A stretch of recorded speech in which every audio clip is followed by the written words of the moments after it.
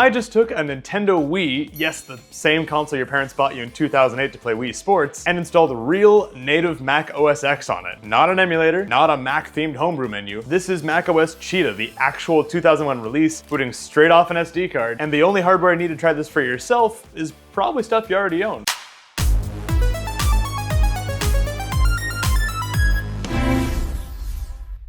Real quick, if you're new here, hey, I'm Coulter, and in this channel we cover console modding, retro tech, weird PC builds, and overall very janky tech projects like this one. So if that sounds like you, be sure to subscribe down below so you don't miss future videos. So this whole adventure starts with a guy named Bryan Keller. Bryan is an iOS engineer at Airbnb, and according to his blog post, he first had this idea to port macOS to the Wii back in 2013 when he was a sophomore in college. And he sat on that idea for over a decade, but what finally lit a fire under him to do this project was someone recently ported Windows NT to the Wii, and so he was like, okay, let's actually figure out how to do this. But the reason this is even possible is because the Wii's CPU, the PowerPC 750CL, is a direct evolution of the PowerPC 750CXE that Apple was running in the G3 iBooks and iMacs back in the day. So at a hardware level, the bones are weirdly really similar between old school Macs and the Wii. Who knew? The hard part about getting macOS to run on the Wii is everything else. Writing a custom bootloader from scratch, patching the Z and U kernel, and writing the IO kit drivers for the Wii's Hollywood chipset, the SD card slot, the frame buffer, and not just that, but the Wii needs a wild dual buffer trick because the Wii's video hardware expects YUV pixel data, and Mac OS X expects RGB, and the USB ports, you gotta tackle those as well, and those required Bryan to track down the original USB spec over IRC because Apple never publicly released them. Absolutely massive undertaking, and huge shout out to Bryan. The project's called WiiMac, and the code is up on GitHub. More on that in a second, by the way. And so now that Bryan's done all that hard work, let's figure out how to get this up and running for ourselves on our own Wii that we probably have sitting around in a corner, or if you're like me, you have 5 sitting in a corner. We're gonna actually boot into a macOS desktop, upgrade this thing to 10.0.4, and even try pushing this thing a little bit farther and do some gaming on this thing. And the goal is kind of this weird 3-layer dip of game on emulation on macOS on Wii. So let's dive into this thing. First things first, your Wii needs to be soft modded. If yours isn't already, go ahead and head over to wii.hacks.guide. It's one of the best authorities on how to mod your Wii, and follow along the process and all the detailed instructions they give you there. For my Wii, the path of least resistance was a tool called ModMe, which is a guided Windows tool that steps you through how to accomplish the best exploit for your particular Wii and firmware version and all that. And the nice thing is, once you decide what path you're going down, it will download all the files for you and assemble them. So all you have to do is just copy those to your SD card and follow the generated guide specifically made for you that it outputs. And all in all, it's pretty batteries included. I had my Wii modded within about a half an hour. By the way, if you want to see a more detailed Wii jailbreaking video, including how to mod the very interesting Wii Mini I have here on the shelf, which is a wonky one because it actually doesn't have an SD card slot, let me know in the comments, and I would love to do a video on that, as I've actually never turned this thing on since I bought it, and I would love to do that. Quick heads up before we go any further, if you're following along in real time and want to do this on your own Wii, do yourself a favor and watch the rest of the video first, as I learned a few things later in the project that would have made the setup process a lot easier on me, so definitely try and learn from my mistakes here. But with that said, with your Wii jailbroken, we're gonna head over to the WiiMac repo and grab everything documented there, which includes the bootloader, which includes the WiiMac.elf file. Very important, as that kind of bootstraps everything so that the macOS install image feels like it's talking to a real Mac. We'll also want Bryan's patched kernel, which is the modified mock kernel that actually knows how to talk to the Wii's hardware and all of its weird stuff, as well as the patched Kex drivers, which are the IO kit drivers so that the SD card, frame buffer, and USB and all that we mentioned earlier works with macOS. And want to grab the Mac OS 9 system folder, which, if you didn't know like me, evidently a lot of the software people were running on Mac OS Cheetah, they were actually just running Mac OS 9 software in a classic environment that sort of booted Mac OS 9 within Mac OS 10, because I guess that was like a transition time or something. I don't know, I wasn't running up on Mac OS upgrade pads in 2001. I was a little busy, I guess, not having a GameCube yet. But of course, put that to use, we'll also go ahead and grab some defunct copies of Oregon Trail and SNES 9X from MacintosRepository.org, which became a good friend of mine in tracking down old software of this era. And you heard me right, we are going to try to do some Super Nintendo emulation on the simulated OS 9 mode on OS 10 on a Wii, because that's just the kind of unhinged setup this channel exists for. Moving on to SD cards, you're actually going to need 2 SD cards for this project. One, which is the one you use to mod the Wii and has your bootme files and all that stuff. But the other will be a dedicated Mac OS X card, which will have the install partition, the support partition, which contains the drivers and patch kernel and stuff, and then a partition called Macintosh hard drive, which is literally just a 2 gig partition that'll hold the entire hard drive, because that's how big hard drives were in 2001. Well, not all of them, but some of them. Following along the instructions in Bryan's GitHub page there, you'll mount the OS X X installer on your Mac and copy everything over to the install partition you created on the Mac SD card via the terminal. And hot tip, the GitHub guide talks about using distUtil list to see what the partition is you should transfer to, but I found it very easy to read the wrong number and try to be transferring the wrong partition to the wrong partition, which can get things really screwed up if you're not careful. And so what I started to do was use the graphical disk utility GUI tool built into Mac, which clearly shows you in the corner what its partition number and all that is for you to punch into those commands. By the way, if you're on Windows, you might need to at least set up the Linux subsystem for Windows, as I believe the guide only caters to Linux and Mac users to get this all up and going. After the install partition is fully loaded up with those files on the SD card, you'll head over to the support partition, which mounts as a separate drive in Finder, create a folder called WiiMac, and in there we'll dump the patch kernel and all those driver files. And last thing is just on your BootMe SD card you use to homebrew your Wii, you'll just unzip the WiiMac bootloader folder onto the root of your SD card, and that's it. Super easy over there. And for the vast majority of you, you should be done at this point. You can put your BootMe SD card in the Wii, fire up to the homebrew channel to launch BootMe, or head straight into BootMe by holding the reset button when you turn on the Wii, which I had to do later for reasons we'll get to in a bit. And then within BootMe, using the power and reset buttons for navigation, which is always weird to me, but okay. Power to toggle around the options and reset to select one. You'll head over to the SD card menu, scroll down to the WiiMac folder, and launch WiiMac.elf, which gets you into the WiiMac bootloader. And from there, you can actually pull the SD card out of the slot and put in the Mac OS one. And if successful, it should show you both the Macintosh HD and the OS X installer partitions, which you'll use power to scroll down to the installer partition, hit reset to select it, but not before plugging in a plain old USB and keyboard, because you are of course going to need those if we're going to treat this thing like a computer. And if you're using a plain old corded USB mouse and keyboard, you should be fine. And this should work just like the documentation says it would. But if you're me, this is where things get really interesting, and I almost lost a day of productivity on this. So I would be able to boot into the installer and it would load up things and all that and be loading various drivers and files, but at some point it would always hit a kernel panic. And I got slammed with this screen that showed, something went wrong, something, and we're just gonna hang now. And I was like, well, that's great. And so I'd try again, same thing every time. And then of course, this being a very new thing that just came out weeks ago, there wasn't a lot of documentation about this particular issue and how to solve it. And the best thing I could find was a GitHub issue where someone had mentioned it relating to their keyboard and mouse, and whether they plugged in just a keyboard or just a mouse or whatever. And I was like, okay, I am using a wireless keyboard while plugging this in, so maybe the wireless USB keyboard is not the play. So I actually drove to Valley Village and bought a crappy USB keyboard for like $12 Canadian, which was the cheapest one there. So Valley Village, you gotta remember that you're a thrift store, please. Got that home, booted it up, and that did not help, which was cool. So I was like, okay, according to the GitHub issue, it's something to do with mouse and keyboard. Getting a corded USB keyboard didn't fix it. Maybe I need a corded USB mouse too, which don't know why I didn't think of that, but I didn't want to drive to Valley Village again to waste another $4 to $15, $70 on a crappy USB mouse. And at this point, I had two options. I could either give up on this project or do something stupid.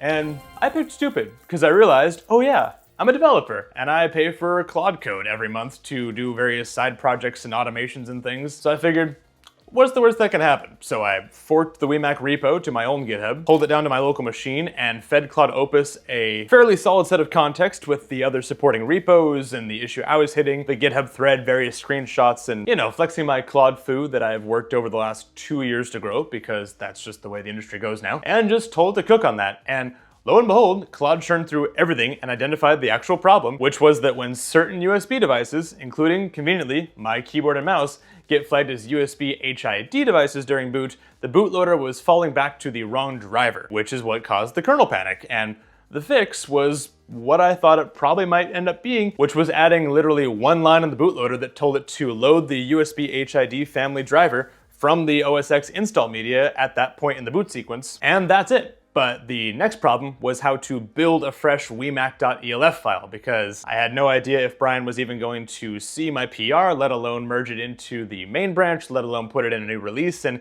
I wanted this to work today. And so with Claude's help, I scraped together a recreation of Bryan's build chain using a publicly available Docker container, and Claude wrote a couple of stub files to bridge a few gaps. And thankfully, I was able to successfully build a fresh WiiMac.elf file that I could try. So, in high hopes, I tossed it on the SD card, booted up the Wii, and we made it past the kernel panic. The OS X installer booted up, and free play unlocked. I pointed the installer at the Macintosh HD partition, told it to cook, and walked away because this is installing an early 2000s OS on a 4 gig slow SD card on a 2006 console. Yeah, it's not particularly fast, so I went and watched Amazing Race with my wife and came back and found that we had rebooted itself, so I figured probably a success because, you know, probably at the end of the install sequence it said, I'm gonna reboot myself now, like OSs love to do. But I didn't walk away before being very mesmerized by the disk drive, as Bryan so lovingly mapped the Wii disk drive light as a disk activity light so you can see when it's doing stuff, because obviously it's gonna be slow sometimes like this was. And honestly, pretty mesmerizing. Kinda love it. I've always loved the blue glow of the Wii disk drive. But before we move on, big shout out to this video sponsor, the Huanuo FlowLift Pro monitor arm. When you're elbows deep in a project that involves a Wii, a Mac, an SD card sticking out of it, 2 USB cords because you bought a backup, and a capture card setup, desk space just gets eaten up real fast. But the FlowLift Pro mounts to your desk either via a clamp or grommet hole and clears a huge chunk of usable workspace by lifting your monitor up and out of the way. It supports monitors from 13 to 32 inches, up to about 20 pounds, and it has full lift, extend, tilt, swivel, and rotate articulation. But the really cool thing they're doing is using their own mecha spring system instead of a typical gas arm. They say it's 50,000 cycle tested, rated for double the lifespan of a regular gas arm, plus a forever hold design that doesn't droop on you over time, which is wild. If you've ever set up a monitor arm, you know the droop thing is quite annoying, and it holds rock steady when you're typing aggressively or bumping the desk. No shake, no drift. The other clever bit, this little yellow indicator ring on the side actually allows you to see the tension level visually, so you can dial it in for your exact monitor weight without guessing. And in my case, this is a 32-inch curved 1440p monitor, so it's got some heft to it, but I was able to dial it in just fine. This took me about 5 minutes to set up in total, has clean cable management built right in, and it's actually endorsed by the American Chiropractic Association for ergonomics, which I did not expect. It ships with a lifetime warranty too, and that's always appreciated. Go ahead and check it out at the link in the description and check out the promo code there as well. And thanks again to Huanuo for sponsoring this video. Okay, so with the install out of the way, now it's time to actually boot into Mac OS X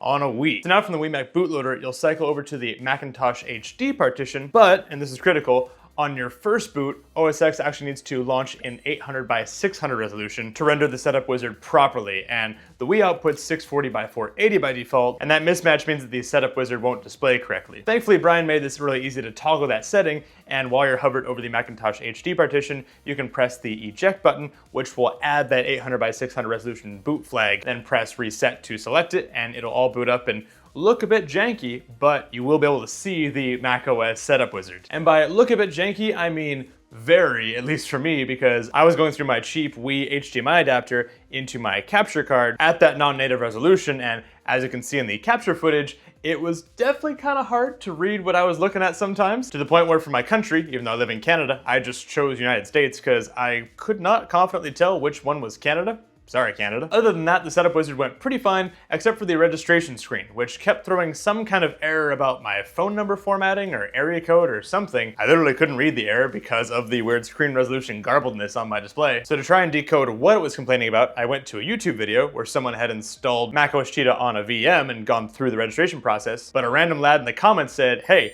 if you just hold Command Q, it'll let you skip registration. I was like, that's the money right there. Sure enough, worked like a charm. Let me skip right through. This thing's never even gonna touch the internet, so who cares if it's registered? And also, between you and me, I'm pretty sure Apple doesn't care either if you register your copy of Mac OS Cheetah. I think they have other priorities at play right now. So huge shout out to a random commenter for that, but after that whole setup process completes, you will actually boot into OS X desktop for the first time, which, let me tell you, feels pretty weird, and I love it. However, I refuse to actually use it at this weird resolution, so I shut it down and rebooted it at proper 640 by 480, and suddenly I was looking at that glorious classic Aqua interface on the Wii, which everything was very Aero at the time, and I can literally click on the About This Mac and see that it's a Power Mac G3 running, was it 72 megs of RAM, which from what I know about the Wii, it actually has 2 different RAM sets. Bryan was actually able to virtually merge them into a single bank of RAM, so good job, man. Real quick, if you made it this far and are not subscribed, as apparently a lot of you are who enjoy this content,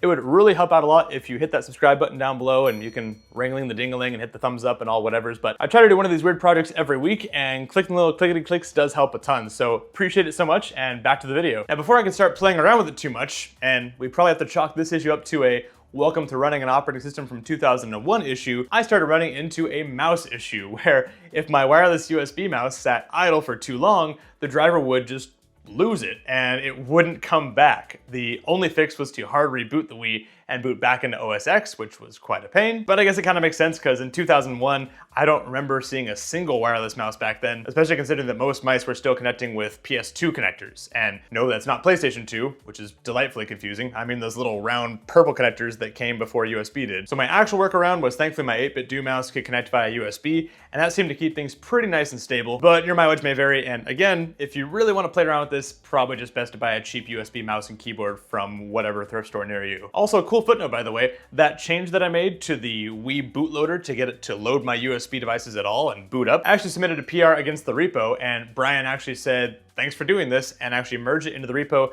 and it's now in the latest release, which is version 1.0.2 as of this video. And so if you're like me and you only have fairly new keyboard and mice in your house, then hopefully that helps you out. So really cool to be able to contribute in a small way to this project. But at this point I was off. I installed the Mac OS X 10.0.4 update successfully, which I'm not 100% sure what it does, but everyone seems to recommend it, and I'm guessing it just makes Mac more betterer. I also tweaked the swap file a little bit following the guide, which I guess makes the Mac on Wii run a little bit better, and I was gonna take every little win I could get here. And finally I was on to the last bit before I could start doing some gaming in this, which was setting up the classic environment to run Mac OS 9 software like Oregon Trail and that ancient build of SNES 9X I grabbed earlier on this machine. And little did I know that trying to get classic environment set up on this SD card would lead me down a long and winding road of it really not working, trying to extract that .sit file, then trying to fix permissions and trying to do this and that, and basically I ended up borking my Mac OS SD card, which was super fun given how many hours I already put into this project. But it was actually around this time where I discovered a tweet from Bryan where he shared, hey, by the way, my Mac OS SD card that I created for this project, I actually zipped it up into an image file and put it on archive.org if that'll help speed up anyone doing this project. And I was like, I wish I found that hours ago, because that would have saved me a ton of time, because it's already got 10.0.4, and it already has things like Oregon Trail installed on it and the Microsoft Office suite from that era. And very critically, it already has the classic environment installed on it and working well. So if you're doing this at home, definitely just follow that link in the description to go to the SD card image he made to have a ready to boot Mac OS SD card ready to go. And then all you have to do is have the bootloader on your other SD card, and you can have this up and going in probably a matter of minutes instead of my matter of, I guess, hours that I turned it into being. So not a Coulter Peterson video if I don't overcomplicate things dramatically. And so now we were delightfully close. It was finally time to do some gaming on this thing. So I went straight for SNES 9X, so I was like, hey, in case this thing dies for some other reason, I want to have played Super Nintendo on this crazy Wii setup. So I launched SNES 9X, but of course I needed some random defunct SNES 9X libraries from 2001. So in my attempt to claim some victory in this project, I was like, you know what? Oregon Trail is already installed. That's what Bryan used in his demo. Let's launch some Oregon Trail, baby. Never played a lick of it, and so maybe today's the day. So I fired up Oregon Trail. Classic environment takes a long time to load, let me tell you, and that's what Bryan said too. It's not just a me thing this time. And in that span of time, my wireless mouse driver did decide to bork itself and would not come back. So I was like, okay, let's reboot completely. In case I failed to mention it earlier, my mouse at this point had decided that it wasn't going to work via a cabled connection, so I could only use it wirelessly. So I said, okay, let's reboot the Wii completely, and as soon as we're in Mac OS Desktop, let's go straight for Oregon Trail and keep that mouse jiggling, which I did learn helped it establish its connection if I kept jiggling the mouse. So if you've been watching my B-roll and you see me jiggling the mouse like a madman, it's because I'm desperately trying to keep the driver from borking itself and forgetting my mouse exists. But anyway, we launched Oregon Trail. We're jiggling like crazy. We're watching, it's loading. I even see it boot into Mac OS 9 and everything, we're there. And minutes before it gets to the Oregon Trail splash screen, mouse is gone again. And I could see the button that would let me click, let's get on the trail. But alas, no amount of keyboard jiggling or reconnecting or off and onning, no amount of trying to tab with my keyboard over to that button would allow me to navigate there. I guess accessibility wasn't as high of a priority back then. But I take comfort in knowing that it's all set up correctly. I could probably just resolve this if I just went to Value Village again and bought an overpriced old USB mouse thing again, and then it would work. So I guess if you want to see a part 2 of this Wii Mac OS thingamajig, then let me know in the comments. But where does that leave us? Honestly, kind of a wild place. We have a 2006 Nintendo Wii running a 2001 Apple operating system with a 1999 Apple operating system layered on top of it, almost playing a 1985 PC game. So the fact that any of this works at all is a testament to how clever Bryan's bootstrap is, and how surprisingly forgiving the PowerPC architecture turns out to be across these eras of hardware. You might say that the Wii is more than meets the eye, in that anyone with a jailbroken Wii, a couple SD cards, and evidently about 15 minutes of their time, can turn their Wii into a little janky Mac Mini thing to relive the old days. So I don't know who is necessarily asking for that as far as their gaming journey, but I'm really glad it's here. And big shout out again to Bryan for making this a reality. It's super cool. And check out his blog post if you want the whole nitty gritty of how he really battled through a lot of software and architecture hurdles to make this happen. It's a really interesting read. If you like this video, go ahead and let me know in the comments what video you want to see me do next. Perhaps that jailbreaking the weird Canada First Wii cousin, the Wii Mini thing. And if you like this video, you'll probably like the one where I jailbroke a $70 PS4, installed macOS Linux on it, and turned it into a surprising capable Steam machine thing. And spoiler, it absolutely should not have run as well as it did. Thank you guys so much for watching, and I'll see you in the next one.